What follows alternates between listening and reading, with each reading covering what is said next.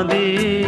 பாசம் வைத்ததாலே நீ பயிரை காத்த வேலி, பயிரை காத்த போதும் வீண் பழியை சுமந்த நீதி.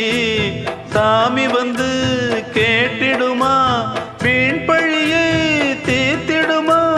விண்ணுக்கும் மண்ணுக்கும் சம்பந்தம் உண்டுன்னு சொன்னது யாரு? அது மன்னவன் பேரு.